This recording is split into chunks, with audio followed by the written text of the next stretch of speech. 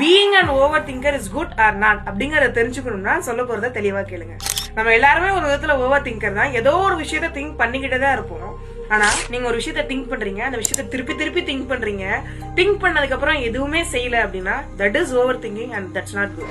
For example, நான் இந்த கான்டென்ட்டை பேசணும்னு என் மனசுல நினைக்கிறேன், நினைச்சிட்டு மட்டுமே இருந்து வீடியோ அப்லோட் பண்ணாம இருந்தேன்னா that is over thinking and that is worthless.